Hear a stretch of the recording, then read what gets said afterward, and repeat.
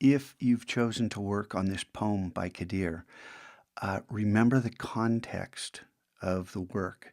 It's going to be printed, it's going to be framed, it's going to be placed in the family's home. So make your design appropriate for that context.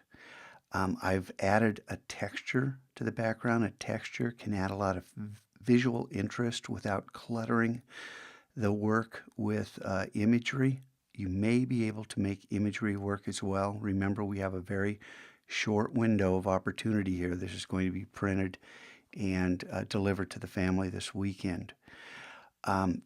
Second thing, the text. I changed the font. I didn't spend a lot of time, so there are, in all likelihood, far better choices than this. But the font's no longer black. I sampled one of the colors from the background, and I'll show you really quickly. You should know how to do that. And I've changed the leading, the default leading between these lines, and the individual leading between all three of these lines, in addition to the cap height, so that the proper emphasis is placed on the title first, the author second, the text third, and then this little connector fourth. It's the smallest text on the page. The only thing I kerned was the word faith.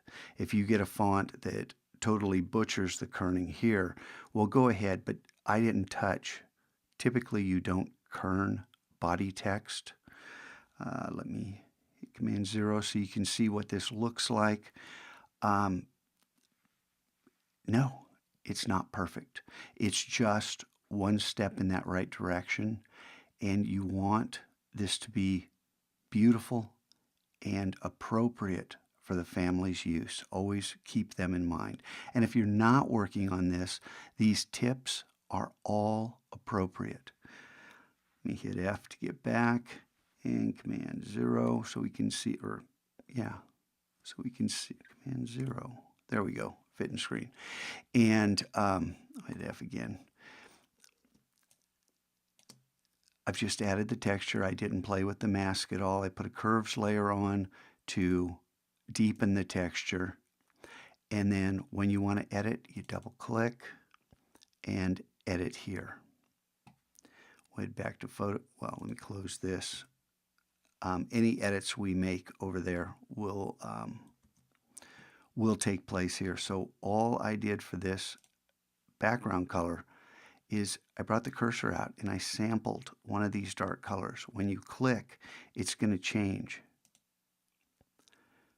And I sampled one of the darker colors and then copied this right here, the hex code, said OK, double clicked on the vector smart object, clicked, and I have everything selected. And then you can see if I double click on this that the color I had previously is there, and if I Command V, it's the same thing. And then we save it, close it, switch back to Photoshop, and Photoshop updates the smart object. The same thing happened when I changed the tracking, the kerning, the size of these letters. It all updates once you save and close your work. All right, hope that helps. Have fun today.